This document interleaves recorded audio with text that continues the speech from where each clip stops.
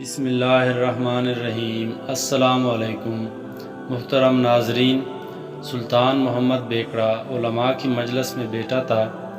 علماء قرآن کی عظمت پر بات کر رہے تھے۔ ایک عالم نے ایسے میں کہا، قیامت کے دن سورج کے قریب آنے کی وجہ سے سب لوگ پریشان ہوں گے، لیکن جو شخص قرآن کا حافظ ہوگا اس کے قریبی عزیز اس روز رحمت کے سائے میں ہوں گے۔ سورج کی حرارت اس پر اثر انداز نہیں ہوگی۔ سلطان نے یہ سن کر ایک سرد آہ بھری اور کہا، افسوس، ہمارے بیٹوں میں کوئی یہ سعادت حاصل نہ کر سکا کہ میں قیامت کی سورج کی تپش سے بچ جاتا۔ اس مجلس میں سلطان کا بیٹا حلیل بھی موجود تھا۔ اسی وقت اٹھا اور بڑودہ چلا گیا۔ وہاں ان کی جاگیر تھی۔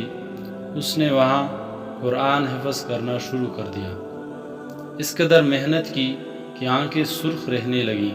طبیب نے کہا کہ راتوں کو جاگ کر قرآن یاد کرنے کی وجہ سے یہ سرخ ہوئی ہے، لیکن اس نے کوئی پرواہ نہ کی۔ آخر 1 سال اور چند ماہ میں پورا قرآن حفظ کر لیا۔ رمضان سے پہلے سلطان کی خدمت میں حاضر ہوا اور بولا، حکم ہو تو تراویح میں قرآن سناؤں۔ بادشاہ نے حیرت سے پوچھا کہ تم حافظ کب بن گئے؟ یہ کیسے ہو گیا؟ شہزادہ حلیل نے سارا واقعہ سنا دیا۔